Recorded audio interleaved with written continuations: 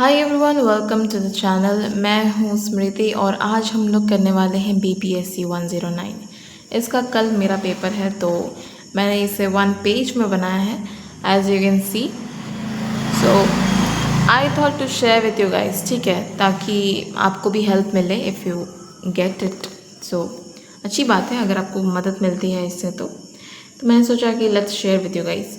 तो बेसिकली ये 1 पेज में है and we will discuss every topic. अगर आप इसमें से पढ़ लेते हो then you will get most of the questions out of it, ठीक है। आपको लगभग सारे क्वेश्चंस इसमें से आएंगे।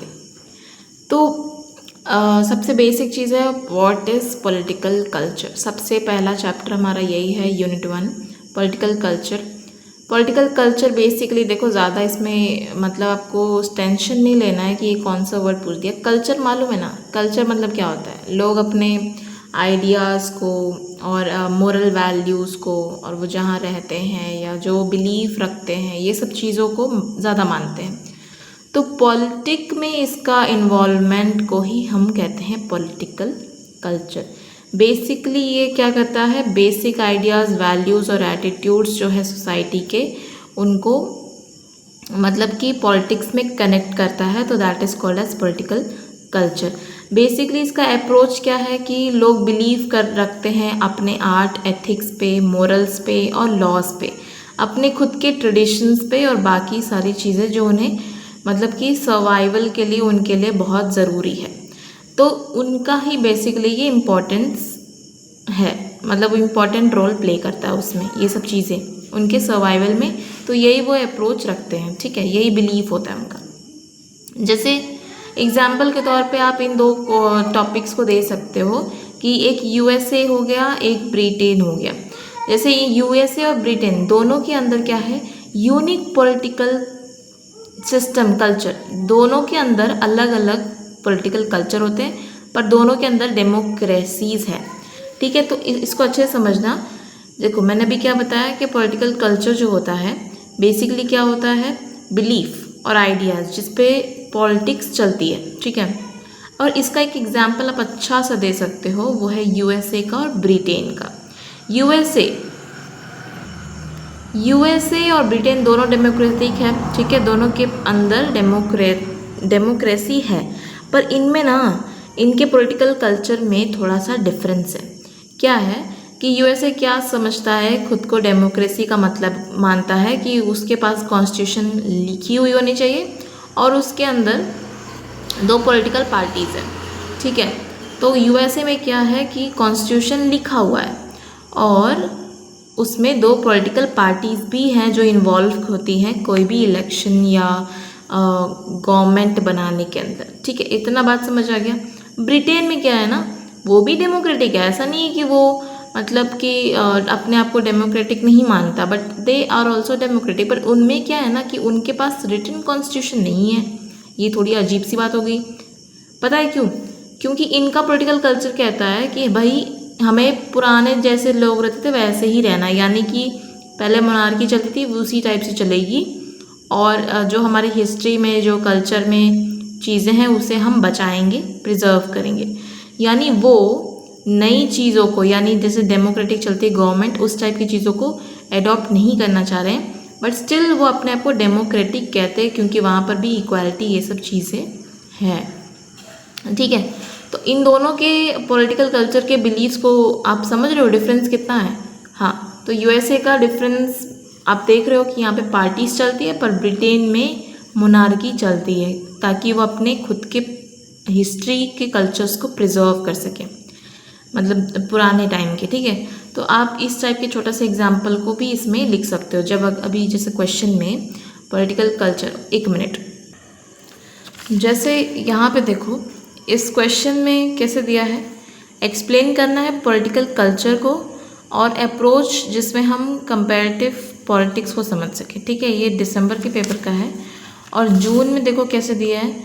इसमें कुछ पॉलिटिकल मतलब कि पॉलिटिकल कल्चर के बारे में नहीं पूछा है फ़िलहाल, ठीक है, ऐसा कुछ नहीं पूछा है इसमें।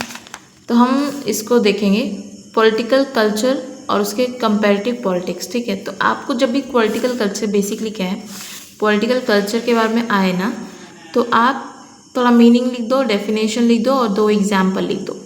और भी कुछ लिखना है तो मेरे पास और भी है, जैसे देखो हम और भी क्या लिख सकते हैं, क्लासिफिकेशन लिखेंगे एल्मोन वेबर्स का और फाइनर का। ठीक है, ये बहुत सिंपल है, ज़्यादा डिफ़िकल्ट नहीं है, मैं बताती हूँ आपको।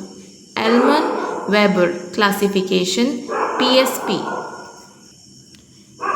जिसमें हम PSP मतलब parochial political culture, subject political culture और participant political culture. Parochial political culture क्या कहता है कि ये don't have known about government, मतलब बेसिकली वो केयर नहीं करते, डोंट केयर अबाउट गवर्नमेंट। ये जो लोग हैं ना, मतलब कि पैरोकियल पॉलिटिकल कल्चर मतलब क्या है कि कुछ लोग क्या है ना, गवर्नमेंट के बारे में कुछ भी नहीं जानते। ठीक है, वो पुराने ढर्रे में ही है कि हाँ भाई जैसा हम पहले रहते थे वैसे ही रहेंगे, हमें कुछ नई जानने की कोई ज़रूरत नहीं है। तो इस टाइप मतलब कि इसमें वो लोग आते हैं जिन्हें पॉलिटिक्स के बारे में कुछ भी नहीं पता होता है। ठीक है, अगला है सब्जेक्ट पॉलिटिकल कल्चर, जिसमें क्या होता है कि ये इनसे थोड़ा सा जानते हैं, इनसे थोड़ा ज़्यादा जानते हैं। ठीक है, इनसे थोड़ा सा ज़्यादा जानते हैं बट ज़्यादा भी नहीं जानते, मतलब समझ रहे हो, मतलब बीच में अटके हैं लोग, मतलब थोड़ा जानते हैं पर डीप नहीं जानते। जैसे कि हाँ गवर्नमेंट ने कौन सी स्कीम बनाई है, अभी क्या लॉन्च किया है, क्या नहीं किया, तो ये सब चीज़ें वो नहीं जानते, बट हाँ जानते हैं कि हाँ मोदी है भैया अपना गवर्नमेंट, इतना जानते हैं, ऐसे समझो। और ज़्यादा इन्वॉल्व नहीं होते ये लोग। जैसे अभी हमें पता है मतलब जैसे समझो कि कई लोग पहले नहीं जानते थे कि भैया कौन है प्राइम मिनिस्टर, चीफ मिनिस्टर कौन है, ये सब पहले लोग बिल्कुल भी नहीं केयर भी नहीं करते थे कि भैया कोई भी हो हमें कोई फ़र्क नहीं पड़ता। ठीक है, बट अब थोड़ा थोड़ा लोग जैसे जानने लगे हैं, तो उसी तरह हल्का फुल्का लोग जानने लगे, क्योंकि उनको पता चल जाता है नेट के थ्रू या जो भी हम डिस्कशन वगैरह न्यूज़ वगैरह से पता चलता है। बट वो ज़्यादा नहीं घुसते उसमें कि हाँ भाई ये क्या कर रहा है, कि मोदी उधर गया, मोदी ने वहाँ पे कॉन्फ्रेंस किया उधर जाके, ब्रिटेन में, इधर उधर, ठीक है, कनाडा में जाके, ये सब चीज़ें उन्हें नहीं पता होती, ना ही वो उसमें घुसते हैं। पार्टिसिपेंट पॉलिटिकल कल्चर, जिसमें वो एक्टिवली इन्वॉल्व रहते हैं, मतलब अब इन दोनों से ज़्यादा ही एडवांस हैं ये लोग क्या करते हैं, बहुत ज़्यादा घुसे रहते हैं पॉलिटिक्स सिस्टम में। ठीक है, जिसमें पॉजिटिव रिस्पांस भी देते हैं, अवेयरनेस रखते हैं, एक्सपेक्टेशंस भी रखते हैं कि हाँ भैया गवर्नमेंट को ये भी करनी चाहिए थी, ये नहीं किया उसने, तो ये सब चीज़ें भी उन्हें पता रहती है। ठीक है, अब फाइनर्स क्लासिफिकेशन क्या है कि इसमें 4 है टोटल, मेजर, डेवलप्ड, लो और minimal. Major political culture, PC मतलब पॉलिटिकल कल्चर हो गई यहाँ पे बात। ठीक है, मेजर मतलब क्या है, लोगों को पता है, काफ़ी पता है लोगों को। ठीक है, इतना नहीं कि इनकी तरह नहीं कि बिल्कुल भी नहीं पता, काफ़ी कुछ पता है, and that is enough. Develop political culture, basically ये मतलब क्या लिखा है, डिस्पोट अराइज डिस्पाइस, एक मिनट, डिस्प्यूट है, डिस्प्यूट अराइज फॉर पावर, काफ़ी पता होता है लोगों को। ठीक है, क्या होता है ना, इसमें जो डेवलप पॉलिटिकल कल्चर है, बेसिकली लोगों को ना इसमें थोड़ा पता होता है, इनसे थोड़ा सा ज़्यादा ही, और ये ना मतलब आपस में भिड़ भी जाते हैं कि हाँ भैया ये चीज़ होनी चाहिए, वो नहीं हुई, ये है वो है, तो इसमें क्या कॉन्फ्लिक्ट वगैरह भी अराइज हो जाते हैं। अब लो पॉलिटिकल कल्चर, जिसमें वीक पॉलिटिकल सिस्टम होता है, लैक एग्रीमेंट्स होते हैं, और ये क्या लिख दिया है मैंने, पार्टी पाथ डिक्रीज। ओके, ये वाला मुझे याद नहीं आ रहा क्या लिखा है मैंने, party path decrease. Okay, what ever it is, मतलब क्या होता है, देखो मैं छोड़ो, पता नहीं क्या लिखा मैंने, अब ठीक है छोड़ो। इसमें बेसिकली क्या है, लो पॉलिटिकल कल्चर मतलब क्या है कि वो जानते नहीं है, मतलब बेसिकली वीक, काफ़ी वीक, मतलब कि वो बेसिकली उतना नहीं जानते जितना कि डेवलप और मैच्योर के लोग जानते हैं। मतलब हम ना यहाँ पे डिसेंडिंग ऑर्डर में चल रहे हैं, समझो, यहाँ पे हम थोड़ा जा रहे थे असेंडिंग ऑर्डर में, यानी पता नहीं है, थोड़ा पता है, ज़्यादा पता है, बट अब हम जा रहे हैं जैसे लो टू हाई, अब हम जा रहे हैं हाई टू लो, मतलब लोग को पता है, थोड़ा उनसे कम पता है, और उनसे कम पता और बिल्कुल भी नहीं पता। ठीक है, ऐसे जा रहे हैं इधर। तो लो पॉलिटिकल कल्चर क्या होता है, बेसिकली वीक पॉलिटिकल सिस्टम है, वो जानते नहीं उतना और एग्रीमेंट्स वगैरह पे उतना फोकस नहीं करते, लैक ऑफ एग्रीमेंट्स रहता है उनका, ठीक है।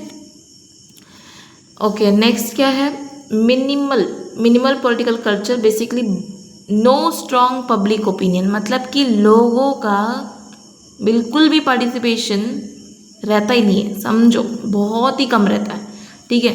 तो उसे हम मिनिमल पॉलिटिकल कल्चर कहेंगे। तो इसको तुम अपने बेसिस पे भी लिख सकते हो, ठीक है। इतना समझ जाओ कि ये हाई टू लो है, मतलब मैच्योर है, डेवलप हो गया, लो है, फिर मिनिमल, ठीक। तो इसको मैंने थोड़ा MDLM से नाम दिया है, आप इसको अपने हिसाब से भी कोई शॉर्ट फॉर्म नाम दे सकते हो। अब हम चलते हैं, अब हमने बात कर ली पॉलिटिकल कल्चर क्या होता है और 2 क्लासिफिकेशंस की डिस्कस करी और एक एग्जाम्पल हमारे पास पड़ा हुआ है, ठीक है। यहाँ पे भी कुछ लिखा है मैंने, पॉलिटिक्स को अगर क्या व्यूज़ है, 2 मेजर पॉलिटिक्स होते हैं, नहीं सॉरी ये इसका पार्ट नहीं, सॉरी, ओके।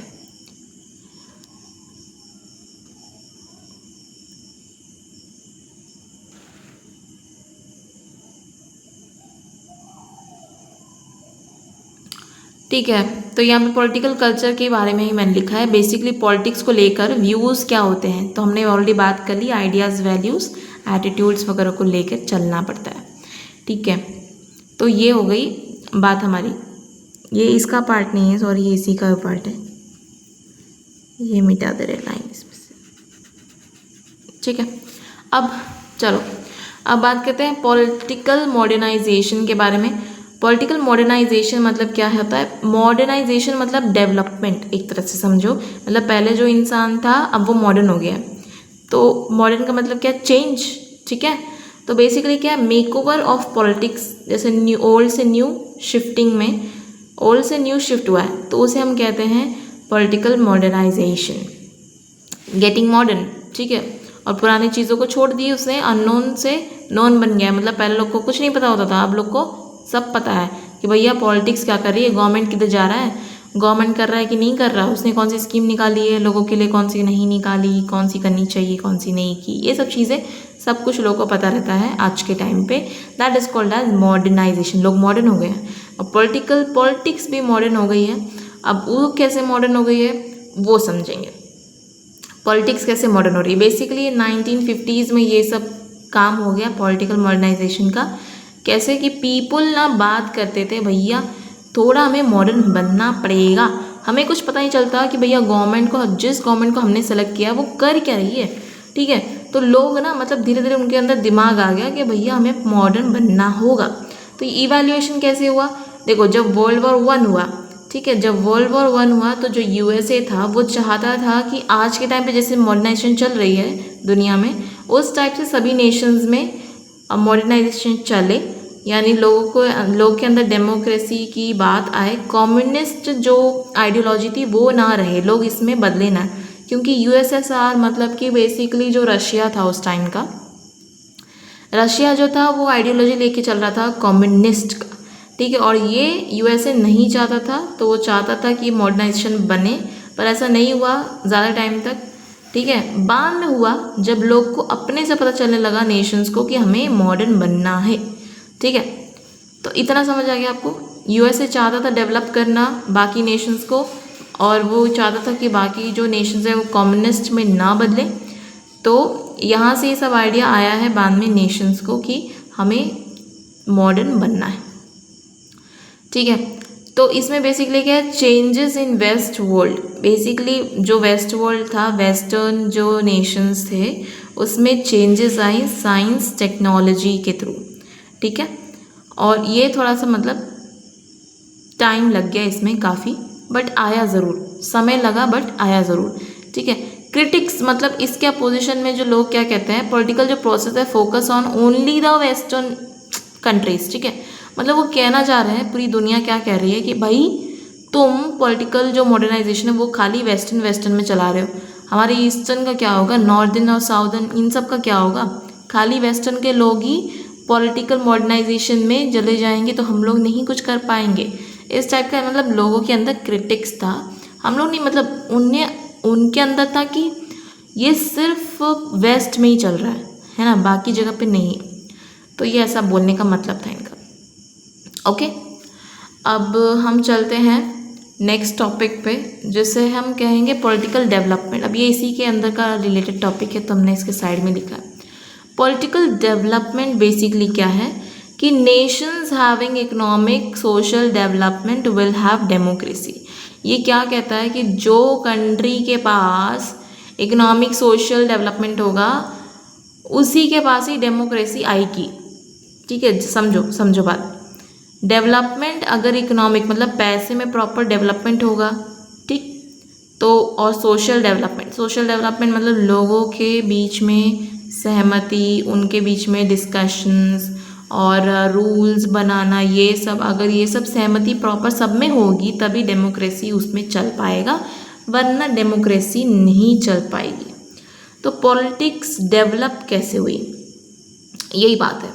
तो इसके अंदर एक आता है, तो ये वाला आपका थोड़ा डेफिनेशन हो गया, इसको इलैबोरेट करके लिख सकते हो कि नेशंस हैविंग इकोनॉमिक, जो भी नेशंस है इकोनॉमिक सोशल डेवलपमेंट होती है उन्हीं के पास डेमोक्रेसी रहेगी। ठीक है, उसी के पास आएगी।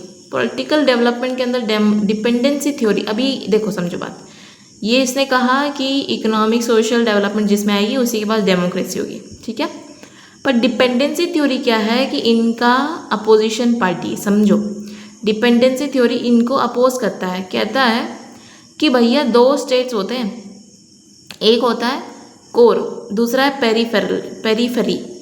कोर मतलब कि डेवलप होता है और पेरीफेरी मतलब डेवलपिंग, मतलब ये चल रहा है, डेवलपमेंट के स्टेज में है पर पूरा का पूरा डेवलप नहीं हुआ।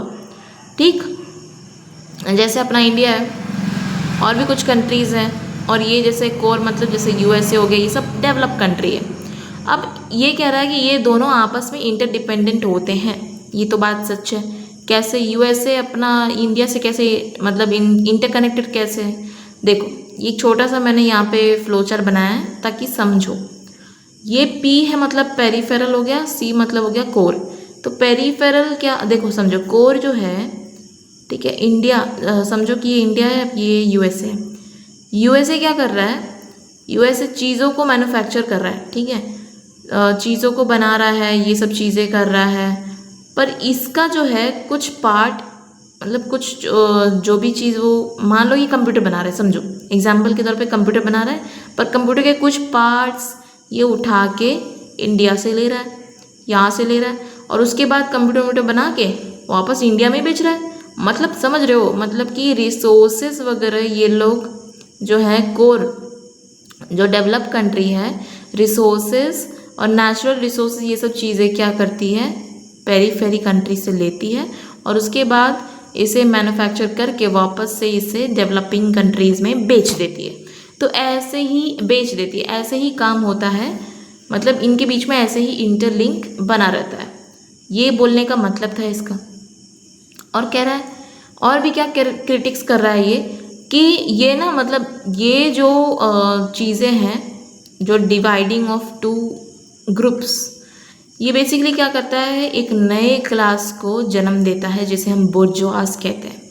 बुर्जुआस में हमने ऑलरेडी पहले भी आपने पढ़ा ही होगा, उनका मतलब होता है बुर्जुआस मतलब वो जो हायर क्लासेस के जो लोग होते हैं, जो बिजनेसमैन ये वो, जिनका पैसा ज़्यादा होता है, प्रोलिटरेट से ज़्यादा, ठीक है, जैसे मतलब वर्कर है तो उसका जो लीडर होगा ये बुर्जुआस होगा, ठीक है। तो ये लोग क्या है, बेनिफिट, मॉडर्नाइजेशन होता तो है, मतलब डेवलपमेंट हो जाती है, मॉडर्नाइजेशन हो जाती है, पर उसका बेनिफिट ज़्यादा से ज़्यादा इन्हें ही मिलता है, ये बोलने का मतलब इसका था, और बाकी लोग को बेनिफिट नहीं मिलता।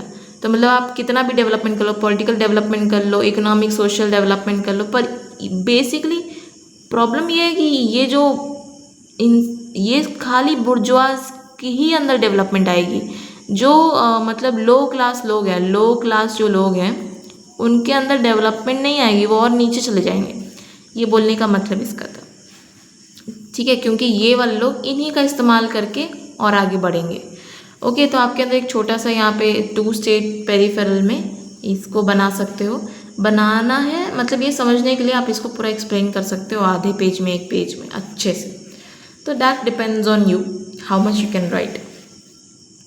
ओके, अब हम बात करते हैं इसमें, समझो मॉडर्नाइजेशन में ये थोड़ा सा इसी का पार्ट है जिसमें डिफाइन और थोड़ा सा तुम बता सकते हो। जैसे क्वेश्चन में पॉलिटिकल मॉडर्नाइजेशन के बारे में कहाँ पूछा है, देखते हैं। ओके, यहाँ पे पूछा है critically examine the evaluation and origin of political modernisation and approach. तो यहाँ पे इवैल्यूएशन और ओरिजिन हमने बात कर ली, इवैल्यूएशन की, और ओरिजिन मतलब बेसिकली आप बता सकते हो कि इन्फ्लुएंस कहाँ से हुआ, इवैल्यूएशन यही है, ओरिजिन यही हुआ, इवोल्यूशन ही है ये वाला, ठीक है। और इसका थोड़ा सा मतलब तुम डिफरेंस बता सकते हो कि पहले के सोसाइटी कैसी थी और मॉडर्न बनने के बाद सोसाइटी कैसी रही। पहले की सोसाइटी में क्या थी, पर्सनल चलता था, ठीक है। और मॉडर्न सोसाइटी में इम्पर्सनल चीज़ें हो गई। एजुकेशनल इमोशनल रिलेशनशिप रहता था, मतलब लोगों में मतलब तुम समझो पहले के टाइम पे लोग खुद इमोशन नहीं रहते थे, ज़्यादा इमोशन नहीं रहते थे। अरे भैया मतलब तुम जैसे एक गांव है, ठीक है, एक गांव में फलाना ढिमकाना कौन कौन रहता है सबको मालूम रहता था, ठीक है। क्यों? क्योंकि उसमें कनेक्टिविटी पहले तो रहती थी, ठीक है। और इमोशनल रिलेशनशिप भी बहुत रहता था, मतलब एक दूसरे के बारे में जानते थे, बैठ बैठ के शाम को बात करते थे, ये वो सब पता करते रहते थे। बट अब क्या है कि मॉडर्न सोसाइटी क्या है, डैश्ड है, मतलब कि मतलबी है, मतलब तुम समझो कि कोई मतलब नहीं रखता, खाली खुद से, सेल्फिश है सब, ठीक है। और खुद में डेवलपमेंट कर रहे हैं। दुनिया का डेवलपमेंट हो रहा है कि नहीं मालूम नहीं, पर अपना डेवलपमेंट होना बिल्कुल बनता है। तो मतलब ऐसे है, स्टिक विथ फैमिली। पहले के लोग फैमिली के साथ रहते थे पूरा टाइम, मतलब कि जैसे भाई, दो भाई हैं तो दोनों भाई रहते थे। पर अब मॉडर्न सोसाइटी में दोनों भाई ऐसे नहीं रहते, सब अपने अपने अलग अलग घर बना के रहते। तो मतलब मैक्सिमम लोग ऐसे ही रहते हैं। तो अब क्या है, मॉडर्न सोसाइटी में लोग सोचते हैं कि अपना अपना काम चले, ठीक है। पहले लोग फैमिली को देखते थे, पर अब करियर अपने आप को देखते हैं। और पहले चीज़ें क्या है, बर्थ से ही असाइन हो कि भैया टीचर है तो टीचर का बेटा टीचर ही बनेगा। पर अब ऐसा कुछ नहीं है, वो क्वालिफिकेशन और एक्सपीरियंस के बीच में पता चलता है कि बच्चा बनेगा क्या। इसमें मल्टीपल रोल करते थे इंसान, पर अब लिमिटेड रोल है, फिक्स रोल है, भैया ये करना है तो यही करना है, ज़्यादा टेंशन नहीं लेने का।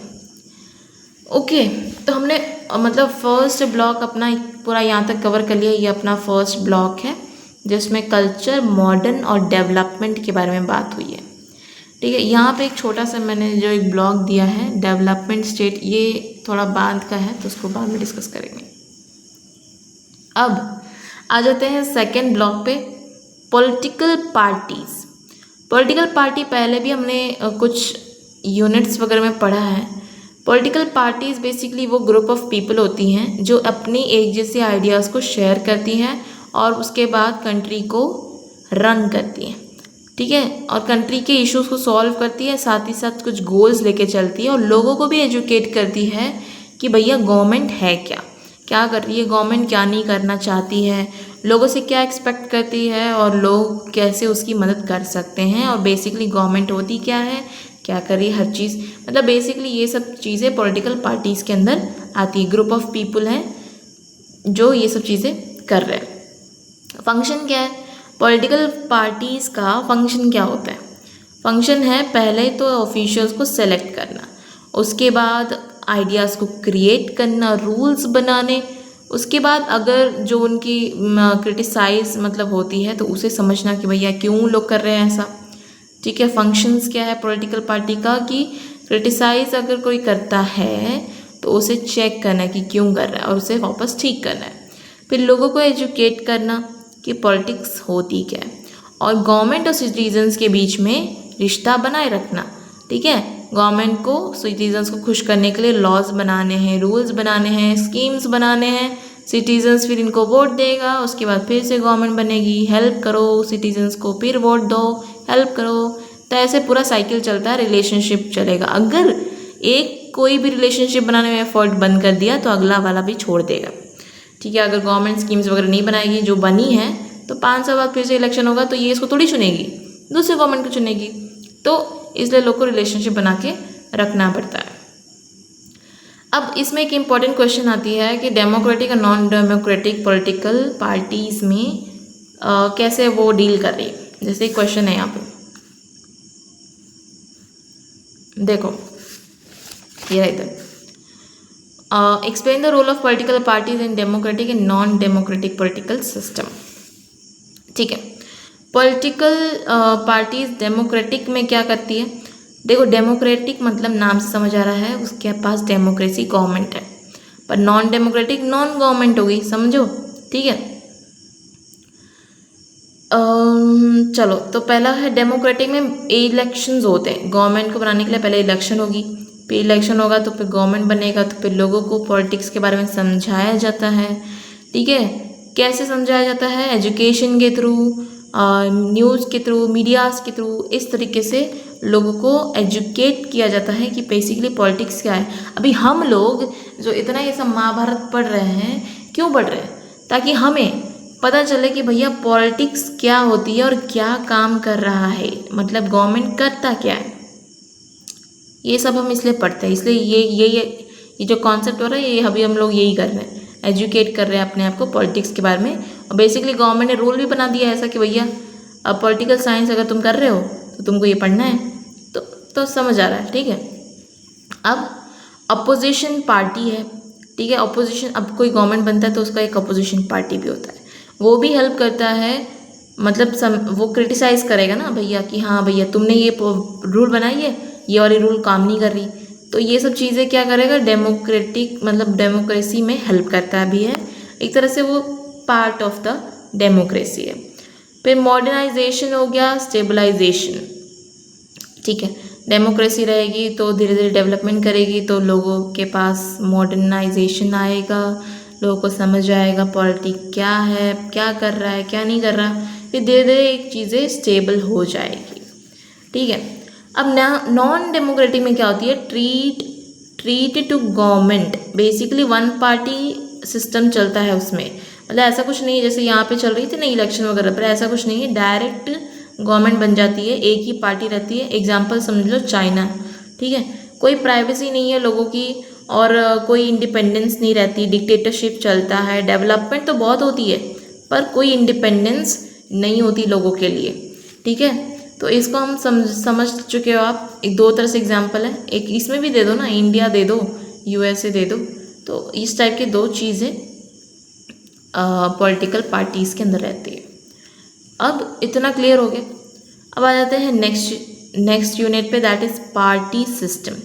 पार्टी सिस्टम क्या है? इसको ना शायद से आई गेस BPSC 102 में भी पढ़ा है कि कितने टाइप के पार्टीज़ होते हैं, तो वही है, थोड़ा थोड़ा समझो कि तीन निचार है फिलहाल। वन पार्टी सिस्टम चलता है, 2 पार्टी और मल्टी पार्टी चलता है, इसके बीच में एक 2.5 पार्टी भी चलता है जो इसके बीच में आता है। वन पार्टी सिस्टम जिसमें एक ही पार्टी चल रही होती है, जैसे चाइना, नॉर्थ कोरिया। अपने आप से थोड़ा सा इलेबोरेट करके लिख देना कि वन पार्टी सिस्टम में क्या होता है। यही सब जो बताया था, प्राइवेसी नहीं रहती लोगों के पास, डिक्टेटरशिप चलता है, अपने से गवर्नमेंट बन जाती है, ये सब चीज़ें। ठीक, टू पार्टी बेसिकली यूएसए का एक अच्छा एग्जाम्पल है, 2 पार्टी चलाती है गवर्नमेंट को। ठीक है, अब बेसिकली क्या होता है 2 पार्टी, मतलब इन द सेंस एक गलती कर रही है तो दूसरा उसको समझाता है। 2 पार्टी यूएसए, ठीक है, यूएसए का अच्छा एग्जाम्पल है 2 पार्टी सिस्टम का। मल्टी पार्टी सिस्टम फ्रांस का एक अच्छा एग्जाम्पल है। इसमें बेसिकली कोalition गवर्नमेंट बनती है, कई सारे पार्टी मिला के बनती है, पर इसमें क्या है ना, थोड़ा दिक्कत हो जाता है, मतलब गवर्नमेंट को वर्क करने में, क्योंकि बहुत सी अलग अलग पार्टीज़ है, अलग अलग आइडियाज़ होते हैं एक दूसरे में, जैसे एक दूसरे के आइडियाज़ के ऊपर सहमति देना बहुत मुश्किल हो जाता है। ठीक है, तो इसलिए मल्टी पार्टी सिस्टम में थोड़ा दिक्कत होती है, बट सबसे बेटर होता है मल्टी पार्टी सिस्टम फ्रांस में होती है। ठीक है, इतना समझो। 2.5 पार्टी सिस्टम, अभी अपने इंडिया में कौन सा पार्टी चलता है? यही तो चलता है, मल्टी पार्टी सिस्टम। तो इसमें क्या कई सारे पार्टीज़ नहीं होती, कई सारे पार्टीज़ होती हैं, उनमें से इलेक्शन होता है, और उसके बाद फिर भी डिफ़िकल्टी कभी कभी होती है, क्योंकि कई सारे कोलिशंस भी बनते हैं उसके अंदर। ठीक है, और उसमें डिफ़िकल्टी ये है कि कई सारे व्यूज़ होते हैं, तो दिक्कत ये है। मतलब सबसे कम दिक्कत तो वन पार्टी में है कि कुछ भी किसी का आइडिया नहीं लेना, जो बना है भैया वही है और वही रहेगा, तो वो जो कहेगा वही होगा। बट ये इसमें ना इंडिपेंडेंस नहीं होते लोगों को ज़्यादा, इसलिए ये लोगों के लिए अच्छा नहीं है। गवर्नमेंट के लिए अच्छा है बट लोगों के लिए नहीं अच्छा है। तो जब लोगों के लिए नहीं अच्छा है तो फिर क्या है का अच्छा। 2.5 पार्टी ये इन दोनों के बीच में रहती है। इसको थोड़ा आप लिख सकते हो कि ये दो मेन पार्टीज होती है जिसमें से 80 to 90% सीट उनकी होती है, और तीसरी एक पार्टी होती है जो कि सपोर्ट करती है गवर्नमेंट बनाने में। ठीक है, मतलब वो लगभग देखो जैसे जैसे 2 पार्टी क्या है, दो पार्टी और एक आधा पार्टी रहता है। आधा पार्टी जो रहता है वो गवर्नमेंट को और सपोर्ट करता है, गवर्नमेंट के फॉर्म होने में सपोर्ट देता है। ठीक है, तो इसलिए इन दोनों के बीच में अटक गया है, तो इसलिए इसको कहते हैं 2.5 पार्टी सिस्टम। ठीक, अब आगे बात करते हैं प्रेशर ग्रुप्स के बारे में। ठीक है, प्रेशर ग्रुप्स वो ग्रुप्स होते हैं जो बेसिकली एक प्रॉब्लम को लेके गवर्नमेंट के पास जाते हैं और उनके पास या तो प्रोटेस्ट करेंगे या मांग करेंगे कि उनकी मांगे पूरी हो। जैसे देखो बेसिकली क्या है, लुक ऑन गवर्नमेंट रूल्स। ठीक है, गवर्नमेंट के रूल्स को देखते हैं और अपने जो प्रॉब्लम्स है उनको कलेक्ट करके वो बेसिकली गवर्नमेंट के पास लेके जाते हैं। बेसिकली वो क्या कर रहे हैं, डिसीजंस बनाने में भी मदद करते हैं प्रेशर ग्रुप्स। ठीक है, जैसे कुछ प्रॉब्लम ढूंढा है, अभी गवर्नमेंट जाके हर घर में थोड़ी प्रॉब्लम ढूंढेगा। अभी तुम्हारे घर में कोई प्रॉब्लम है तो गवर्नमेंट को क्या पता, पर हाँ अगर तुम्हारे घर में जैसे प्रॉब्लम है, कई लोग के घर में प्रॉब्लम होगी, तो वो मिल के एक साथ एक ग्रुप बनाएंगे और उस ग्रुप को नाम देते हैं प्रेशर ग्रुप। और वो ग्रुप बाद में जाके गवर्नमेंट के पास जाके कंप्लेन करेगी या उन्हें समझाएगी कि तुम्हारे घर में ऐसा प्रॉब्लम्स चल रहे हैं, बहुत से लोगों के घर में ऐसा है प्रॉब्लम, तो इसका कोई सोल्यूशन दीजिए। ठीक है, तो bring problem forwards to the government के पास प्रॉब्लम लेके आती है।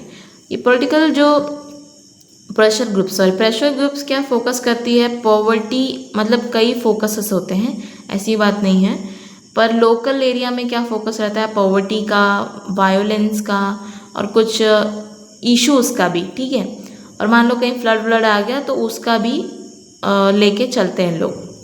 अब ग्लोबल में भी उन लोग पॉलिटिकल जो प्रेशर ग्रुप से ग्लोबली भी वर्क करता है, और एक एग्जांपल है NGO, जैसे कि वो वर्ल्ड WSF। ठीक है, वर्ल्ड सोशल फोरम, ये आपका एक अच्छा सा प्रेशर ग्रुप है जो ग्लोबली काम करता है। ठीक है, अब प्रेशर ग्रुप के ओरिजिन कहाँ से हुआ, तो मैक्सिमम चीज़ें स्टार्ट ना वर्ल्ड वॉर, ये जो अमेरिकन और फ्रेंच रेवोल्यूशन के बाद ही हुई है। अमेरिका और फ्रेंच रेवोल्यूशन में क्या हुआ था कि वुमेन के राइट्स के बाद लोगों ने उस पर आवाज़ उठाई, जो लोग बाद में लोगों को खरीद के बेचते थे, ट्रैफिकिंग के ऊपर, ठीक है, स्लेव ट्रेड के ऊपर, इन सब चीज़ों के ऊपर लोगों ने आवाज़ उठाई और धीरे धीरे प्रेशर ग्रुप्स बनाए, तो लोग को आइडिया पड़ा अच्छा प्रेशर ग्रुप्स इसको हम कह सकते हैं कि जो एक टॉपिक को उठा के गवर्नमेंट के पास लेके जाए, प्रॉब्लम्स बताए और उसकी सॉल्यूशंस निकालने को कहे, तो that is called as pressure groups. अब इसके कैरेक्टरिस्टिक्स क्या है, ठीक है, समझो कैरेक्टरिस्टिक्स क्या है, चेंजेबल डिमांड्स, यानी कि वो अपने डिमांड्स को बदल सकता है। गोल्स क्या क्या है, 4 गोल्स हैं, institutional, associational, non associational, atomic. Institutional मतलब क्या है कि प्रेशर ग्रुप्स कहाँ के बनते हैं, इंस्टीट्यूशन के बनते हैं। इंस्टीट्यूशन मतलब school, hospital, college, government, lawyer, इन सब के भी ग्रुप्स बनते हैं जिसे हम प्रेशर ग्रुप्स कहते हैं, जो इंस्टीट्यूशन के बेनिफिट्स के लिए प्रेशर ग्रुप्स बनाते हैं। एसोसिएशन में बेसिकली फॉर्मल होता है, यानी कि वो इंडस्ट्रियलिस्ट, बिजनेसमैन, बड़े बड़े लोग मिल के बनाते हैं ग्रुप्स, उसे हम एसोसिएशनल प्रेशर ग्रुप्स कहते हैं। नॉन एसोसिएशनल में क्या होता है, वो रिलीजन को लेके काम करते हैं, रिलीजन, कल्चर, कास्ट बेस्ड के बारे में आवाज़ उठाते हैं। यहाँ भैया यहाँ पे डिस्क्रिमिनेशन चल रही है, इसको ठीक करो, ये वो, तो कास्ट बेस्ड है तो नॉन एसोसिएशन पे आएगा। अब लास्ट आता है एटॉमिक, ये थोड़ा हड़बड़ी में होता है। बेसिकली क्या है, टाइम नहीं होता लोग के पास, कुछ गड़बड़ हो जाती है तो लोग तुरंत एटॉमिक ग्रुप बना के चल लेते हैं भैया कि हाँ भैया गवर्नमेंट के पास चलो दिक्कत हो रही है इधर। टेम्प्रोरी होता है ये नहीं कि हाँ भैया चलेगा कई सालों तक, टेम्प्रोरी रहता है। अर्जेंट प्रॉब्लम्स के लिए ये रहता है, जैसे कि फ्लड हो गया, डिज़ास्टर, कोई इमरजेंसी आ गई, कोई अकाल पड़ गया, तो ये इन सब चीज़ों के लिए किया जाता है। अगला बात करते हैं पोस्ट कॉलोनियल। कॉलोनियल क्या होता है पहले समझो। कॉलोनियल मतलब जो ब्रिटिश रूल था, ठीक है, ब्रिटिश रूल था ना कई सारे कंट्रीज़ के लिए, कई सारे कंट्रीज़ पे ब्रिटेन का रूल था, उसे कॉलोनियल पीरियड कहते थे। बाद में पोस्ट कॉलोनियल मतलब कॉलोनियल जब हट गया, लोगों के पास डेमोक्रेसी आ गई, तो क्या क्या हुआ। तो post colonial state globalisation, globalisation यानी कि अलग अलग कंट्रीज़ का आपस में कनेक्ट होना एक प्रोसेस के थ्रू, प्रोसेस मतलब एक मीडियम के थ्रू। तो मीडियम जैसे कि इंटरनेट हो गया, यही तो एक तरीका है जिससे लोग ग्लोबलाइजेशन कर रहे हैं। और इंपोर्ट एक्सपोर्ट ट्रेडिंग एक बहुत अच्छा तरीका है, ठीक है। तो पहला हो गया flow of idea goods over all over the world, ये ट्रेडिंग में आ गया, ठीक है। और आइडियाज़ भी, आइडियाज़ कैसे हो गई, नेट के थ्रू, और गुड्स और सर्विसेज आपके हो गए ट्रेडिंग, ठीक है। इसमें एक अच्छा एग्जांपल है जैसे WHO वर्ल्ड हेल्थ ऑर्गेनाइजेशन, ठीक है, और IMF वर्ल्ड बैंक, ये सब एक अच्छे एग्जांपल्स है ग्लोबलाइजेशन की, जिसमें इंटरनेशनल इंस्टीट्यूशंस भी, ऑर्गेनाइजेशंस भी बनाए गए हैं ताकि जो अलग अलग कंट्रीज़ हैं अपने प्रॉब्लम्स ला के एक जगह सेट करके वहाँ पे डिस्कस करें। इकोनॉमिक चेंजेस भी ग्लोबलाइजेशन की मदद से आए हैं आफ्टर द कॉलोनियल पीरियड, ठीक। अब ये कुछ लास्ट के कुछ चैप्टर्स हैं, आई गेस 12, 13, 14 वाले हैं शायद से। डेमोक्रेटिक इन पोस्ट कॉलोनियल स्टेट, वही इंडिपेंडेंस के बाद डेमोक्रेटिक कैसे आई, ठीक है, जीने का नज़रिया लोगों का बदला। डेमोक्रेसीज डेमोक्रेटाइजेशन कैसे आई लोगों के अंदर, और क्या क्या फैक्टर्स थे। फैक्टर्स क्या है, इकोनॉमिक की ग्रोथ हुई, पैसा भैया पैसा बना, ग्रोथ बड़ी, मिडिल क्लास लोग बने। पहले लोग सिर्फ पुअर और रिच होते थे, फिर धीरे धीरे जब पुअर लोग थोड़ा पढ़ने लगे तो उनको समझ में आने लगा कि बेसिकली जो ज़्यादातर पैसा है वो तो रिच ही उठा के ले जा रहा है, ठीक है। हमारे पास नॉलेज नहीं थी इसलिए ये सब नहीं। तो पुअर और रिच के बीच में एक क्लास आती है, उसे हम मिडिल क्लास कहते हैं, और ये डेवलप हुई थी पोस्ट कॉलोनियल स्टेट के बाद। फिर क्या हुआ कि एजुकेशन का स्प्रेड हुआ, लोगों में अवेयरनेस हुई, ठीक है। इंटरनेशनल इंस्टीट्यूशंस बने, वर्ल्ड बैंक जैसे हम बात किए थे ग्लोबलाइजेशन के अंदर, ठीक है। और एजुकेशन का स्प्रेड हुआ, ठीक है, और मार्केट इकोनॉमी की भी स्प्रेडिंग हुई। अब हम बात करेंगे डिसेंट्रलाइजेशन। डिसेंट्रलाइजेशन क्या होता है, देखो बात समझो। डिसेंट्रलाइजेशन मतलब शिफ्टिंग ऑफ पावर, यानी कि जब गवर्नमेंट है, गवर्नमेंट के अकेले अपने ही कंट्री को नहीं देख सकती। अब एक गवर्नमेंट है, ठीक है, गवर्नमेंट अब इतने बड़े कंट्री को कैसे देखेगी। एक छोटा सा मतलब गांव है, गांव को कैसे देखेगी। तो क्या करेगी गवर्नमेंट, अपने पावर को बांटेगी, और ये पावर और भी छोटे छोटे जगह पे बटेगा, और फिर छोटे छोटे जगह पे बटेगा तो ये गांव को देखेगी, और उसके बाद आइडिया देगी फिर ये बनाएंगे रूल। तो ऐसे काम चलता है, ठीक। तो डिसेंट्रलाइजेशन का मतलब क्या हो गया, shifting of power, centres is distributed, ठीक है, पावर की डिवीजन। अब इसमें थोड़ा सा मैंने पिछला जो हमारा बुक था BPAC 108 उसका है डिसेंट्रलाइजेशन, थोड़ा सा समझो। डिसेंट्रलाइजेशन के अंदर क्या हो गई, पावर्स की शिफ्टिंग हो गई या बंटवारा हो गया पावर्स का, ठीक है, अथॉरिटीज़ के बीच में। अब क्या हो गया, देखो जब बट गया तो उसके अंदर सेंट्रल और लोकल, ठीक है, फ्रॉम सेंट्रल से लोकल, सेंट्रल गवर्नमेंट से लोकल गवर्नमेंट में पावर्स की शिफ्टिंग हुई, जिसमें फंक्शंस, फंड्स, ठीक है, इन सब की भी शिफ्टिंग हुई। तो क्या होता है, इन्वॉल्व्स क्या क्या चीज़ें लोगों को लोकल गवर्नमेंट को दी जा रही है, डिस्ट्रीब्यूटिंग रिस्पॉन्सिबिलिटीज़ दी जा रही है, और फाइनेंशियल रिसोर्सेज भी दी जा रही है। अब डिसेंट्रलाइजेशन के 3 पार्ट होते हैं। पहला है डिकैंटेशन, डिवोल्यूशन और हो गया डिलीगेशन। डिकैंटेशन, देखो डिवोल्यूशन मतलब कि पूरा पावर ट्रांसफ़र कर देना। जैसे क्या होता है कि गवर्नमेंट है, गवर्नमेंट क्या करती है, गांव को नहीं देख पाती तो वो क्या करती है, अपनी मैक्सिमम पावर एक पंचायत को दे देती है और पंचायत ही अपने से डिसाइड कर सकता है कि यहाँ पर क्या होगा क्या नहीं होगा। तो ऐसे केस में क्या डिलीगेशन हो गया, डिवोल्यूशन हो गया सॉरी, जिसमें पूरा का पूरा पावर उसने दे दिया। अब डेलीगेशन मतलब कुछ पावर ही देना, पूरा का पूरा पावर नहीं देना, थोड़ा देना और ज़्यादातर अपने पास में कंट्रोल रखना। डीकैंटलाइजेशन मतलब शिफ्टिंग ऑफ, क्या लिखा है, शिफ्टिंग ऑफ पावर,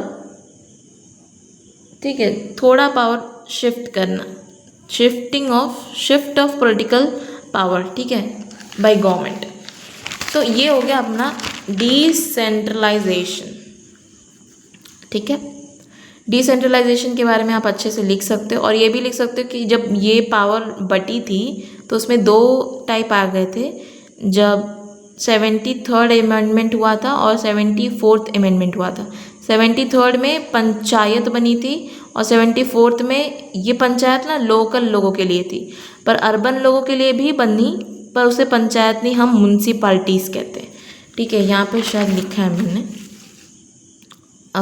किधर गया वो, हाँ, तो यहाँ पर देखो 2 बनी, रूरल में पंचायत बनी, ठीक है, और अर्बन में म्यूनसिपाल्टीज़ बनी। और पंचायत 73rd है अमेंडमेंट है, कॉन्स्टिट्यूशन अमेंडमेंट है, और 74th है ये म्यूनसिपाल्टीज़, ठीक है। म्यूनसिपाल्टीज़ में तुम अपना जैसे लिख सकते हो म्यूनसिपाल्टीज़, म्यूनसिपाल्टी कॉर्पोरेशन और काउंसिल, ये सब चीज़ें थोड़ा सा लिख दो, जो चीज़ें तुम्हें पता है सब, ये सब बेसिक है, आप लोगों को तो पता ही होगा, उसे इसमें डाल दो। अच्छा, अब एक टॉपिक रह गया हमारे पास यहाँ पर, development of state in Europe. Europe के अंदर भी डेवलपमेंट हुई, वो कैसे हुई थी, देखो यूरोप बेसिकली वेस्टर्न कंट्री है, तो वेस्टर्न कंट्री में क्या हुआ, यूरोप के अंदर कैसे डेवलपमेंट हुई, थिंकर्स जो थे गेव आइडिया। पहले क्या हुआ ना, कुछ ऐसे महान व्यक्ति आए निकल के, दिमाग उनके पास थोड़ा ज़्यादा था बाकियों से, तो उन्होंने क्या किया, दिमाग लगा के सोचा अरे हमें फ्रीडम और इक्वालिटी भी चाहिए। फिर लोगों को बताया तुमको समझ नहीं आ रहा कि तुम गुलाम बने हुए हो, तुम्हें फ्रीडम नहीं चाहिए, इक्वालिटी नहीं चाहिए, तुम गरीबों की तरह काम कर रहे हो और गुलामों की तरह काम कर रहे हो, ये वो। इनके पास कुछ आइडियाज़ थे तो ये लोगों ने स्प्रेड की लोगों को, फिर उनको भी दिमाग आया तो उन्होंने इंडस्ट्रियलिस्ट रेवोल्यूशन स्टार्ट की, जिसमें मिडिल क्लास बनी। मिडिल क्लास के पास थोड़ा दिमाग था, तो देखो मिडिल क्लास के पास ना थोड़ा दिमाग रहता है, समझो बात, पर इनके पास ज़्यादा पैसे नहीं होते, ठीक है, मतलब जीने लायक पैसे होते हैं। अब जीने लायक पैसे जिनके पास नहीं होते उसे हम पुअर कहते हैं, ठीक है, और जीने लायक पैसे जिसके पास हो रहे हैं पर ज़्यादा पैसा नहीं है, बट हाँ लिविंग कंडीशन के लिए पैसा है, तो मिडिल क्लास हो गया, ठीक। तो इस टाइप के लोगों ने क्या किया, रेवोल्यूशन की, और उसके बाद आइडिया ऑफ डेमोक्रेसी निकल के आया। डेमोक्रेसी की आइडिया देखो, फ्रांस और अमेरिकन रेवोल्यूशन जब हुई थी देश में, तब बाकी कंट्रीज़ जो बेसिकली डिपेंडेंट थी या किसी के अंडर थी, उनके अंदर भी आया कि हमें भी डेमोक्रेसी चाहिए, तो उन्होंने इससे आइडिया इन्फ्लुएंस किया, ये लोग इन्फ्लुएंस हुए और उसके बाद उन्होंने भी वहाँ पर अपने एरिया में डेमोक्रेसी इस्टेब्लिश की, ठीक। अब आ जाते हैं सोशल मूवमेंट। जैसे हम इंडियंस थे, हमने फ्रेंच रेवोल्यूशन से इंस्पिरेशन ली और उसके बाद अपने रेवोल्यूशन भी करना स्टार्ट किए। सोशल मूवमेंट्स बाद में बनी यूरोप में। इसके बाद जैसे डेमोक्रेसी आया, जिसमें वुमेन्स के सफ़रेज के बारे में कि हाँ वुमेन्स को टॉर्चर किया जाता था, ये वो, उसके बारे में सोशल मूवमेंट्स चले और उनके वेलफेयर के लिए काम हुआ। फिर वॉर और पीस, डब्ल्यू मतलब वर्ल्ड वॉर के बाद डेमोक्रेसी की इस्टेब्लिशमेंट हुई थी। इंटरनेशनल सपोर्ट बनी, जिसमें यूनाइटेड नेशन ने ह्यूमन राइट्स को क्या किया, प्रमोट किया, और ये बहुत सी चीज़ें बनी, जैसे वर्ल्ड हेल्थ ऑर्गेनाइजेशन आज के टाइम पे है, तो इस टाइप की चीज़ें बनी। Last topic of the video that is federalism मतलब power of division of power, ठीक है। ये भी थोड़ा थोड़ा सेंट्रलाइजेशन जैसा है, पर सेंट्रलाइजेशन पूरा नहीं है। सेंट्रलाइजेशन में अलग बात। फेडरलिज्म भी थोड़ा थोड़ा पावर को डिवाइड करता है, जिसमें क्या है, sharing of power between central to local government, ठीक है। ओन सोर्स ऑफ इनकम, समझो सेंट्रल लोकल गवर्नमेंट के बीच में पावर इक्वली डिवाइड किया जाता है। मतलब कि एक सेंटर है, एक स्टेट है, तो सेंटर और स्टेट दोनों आपस में, मतलब कि पावर गवर्नमेंट ने दोनों को बराबर बांटी है, ठीक। कैसी पावर बांटी है कि तुम अपना पैसा जो है, इनकम जो है, लोगों से अलग ढंग से लो, और तुम अपने जो पैसे हैं लोगों से अलग ढंग से लो, तुम दोनों को फ्रीडम है, ठीक है।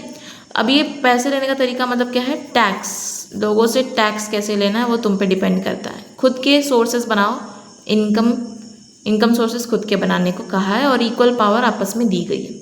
फेडरलिज्म के कुछ कैरेक्टरिस्टिक्स है, जैसे पावर को डिवाइड किया गया है 2 और मोर लेवल ऑफ गवर्नमेंट में। मोर लेवल ऑफ गवर्नमेंट मतलब पंचायत और म्यूनसिपैलिटीज़ में, ठीक है। और कॉन्स्टिट्यूशन के बेटर में, मतलब मैंडेटरी है, कॉन्स्टिट्यूशन रिटन है। देखो अपना जो फेडरलिज्म के अंदर का जो कॉन्स्टिट्यूशन के अंदर ना रिटन है कि भैया 2 गवर्नमेंट हैं, सेंट्रल और स्टेट, दोनों के अंदर पावर डिवाइड होंगी। ये ऑलरेडी कॉन्स्टिट्यूशन में लिखा हुआ है, और इसको सबको फॉलो करना ही है, ये मैंडेटरी है, ठीक। अब हमारे पास फिर जुडिशरी भी है, जिसको पावर दी गई है। कोर्ट, ठीक है, कोर्ट वो पहनने वाला नहीं, कोर्ट मतलब सुप्रीम कोर्ट, हाई कोर्ट, ठीक है। ये सब जो कोर्ट है, इनके पास पावर है कि ये प्रॉब्लम्स के सल्यूशन ढूंढ के, और गिल्टी कौन है उसे ढूंढ के उसको सज़ा दे सकते हैं। तो ये पावर डिस्ट्रीब्यूट की गई है लोगों में। अब जुडिशरी में भी दी गई। अब ऐसा तो नहीं है कि भाई तुम्हारे घर में लड़ाई हो गई, सॉरी किसी के घर में लड़ाई हो गई, मर्डर हो गया, अब गवर्नमेंट जो है मोदी आके उसका सल्यूशन कर रहा है, वैसा नहीं है। मोदी के पास इतना टाइम नहीं है, तो उसने, ठीक है, तो गवर्नमेंट ने क्या की है, अपने टायर्स बनाए हैं, तो क्या करेगा उसके बाद जुडिशरी है जो ये सब चीज़ें हैंडल करती, तो इसको पावर दी गई कि तुम करो भैया, मेरे पास टाइम नहीं है, तुम करो, ठीक है। तो ये कोर्ट में दी गई है पावर, और ये चीज़ें सब रिटन है, और ये मानना बहुत ज़रूरी है, ठीक है। जो नहीं मानेगा जेल में जाओ। कैरेक्टरिस्टिक्स क्या है, कोऑपरेशन, सबको कोऑपरेट करना ही है, ऐसा नहीं हो सकता कि तुम कोऑपरेट ना करो, ठीक है। ये सब रूल्स हैं। तो फेडरलिज्म मतलब पावर डिवाइड किया, किस किस में डिवाइड किया, जुडिशरी में डिवाइड किया है, लोकल सेंट्रल गवर्नमेंट्स में डिवाइड किया गया है, और मैंडेटरी है पावर, और कोऑपरेशन मैंडेटरी है, ठीक है। एक और चीज़ है सेंट्रल और स्टेट का, कि इनका अपना अपना सोर्स है, टैक्स लेने का, इनकम का अपना अपना सोर्स है। तो ये पूरा हमने बेसिकली कवर किया BPSC 109। आई होप आपको समझ आया होगा। कुछ दिक्कत है या डाउट्स है then you can let me know, ठीक है। तो यहाँ पर सब ओके है। इन्फ्लुएंसेस ऑफ प्रेशर ग्रुप, तो एक राष्ट्र डिवीजन, पहला है पॉलिटिकल कल्चर। पॉलिटिकल कल्चर में हमने देखा क्लासिफिकेशन 2 टाइप्स की, ठीक है, एलमैन और फिबनर। फिर पॉलिटिकल कल्चर क्या होता है, इसके एक एग्जाम्पल दिया है USA का, ब्रिटेन का। मॉडर्नाइजेशन हमने पढ़ा, पॉलिटिकल मॉडर्नाइजेशन जैसे आया कहाँ से, क्रिटिक्स क्या है, और एक डिफरेंसेस कि पहले कैसा था अब कैसा है, ओके। पॉलिटिकल पार्टीज़ क्या होती हैं, उनके फंक्शंस क्या हैं, डेमोक्रेटिक और नॉन डेमोक्रेटिक गवर्नमेंट में कैसे पॉलिटिकल पार्टीज़ का फॉर्मेशन होता है। पॉलिटिकल सिस्टम हो गया, पॉलिटिकल सिस्टम 3-4 तरीके के होती है, 1, 2, मल्टी एंड 2.5, ठीक। इन्फ्लुएंस हो गया प्रेशर ग्रुप्स के। प्रेशर ग्रुप्स होता क्या है, फोकस कहाँ करता है, ओरिजिन क्या है, उसके कैरेक्टरिस्टिक्स क्या है, 4 कैरेक्टरिस्टिक्स है। कैरेक्टरिस्टिक्स मतलब कि कितने टाइप्स के पॉलिटिकल प्रेशर ग्रुप्स होते हैं। अब ग्लोबलाइजेशन क्या होता है, और पोस्ट कॉलोनियल स्टेट्स में ये कैसे काम हुआ, ठीक है। डिसेंट्रलाइजेशन क्या होती है, डेमोक्रेटाइजेशन क्या है, डेमोक्रेटाइजेशन, और उसके बाद फेडरलिज्म क्या है, फेडरलिज्म, ये सब चीज़ें हैं जुडिशरी पावर के डिस्ट्रीब्यूशंस का। और यूरोप में कैसे डेवलपमेंट हुआ इसके बारे में ये बात हुई है, ठीक है। डिपेंडेंसी थ्योरी क्या होती है? Dependency theory basically critics theory है पॉलिटिकल डेवलपमेंट पर। पॉलिटिकल डेवलपमेंट नहीं बोलता है कि इकोनॉमिक सोशल डेवलपमेंट होती है तो डेमोक्रेसी आती है। ये कह रहे डेमोक्रेसी आ तो गई पर दो तरह के लोग हो गए, कोर और पेरिफेरल। कोर में डेवलप हो गया, डेवलपिंग हो गया, और ये दोनों आपस में एक दूसरे से लिंक होते हैं। पर क्रिटिसाइज क्या है कि बर्जुआस इमर्ज होके आते हैं और ये इन लोगों का हिस्सा भी खा जाते हैं। तो इस टाइप का मतलब ये था। Okay and good luck.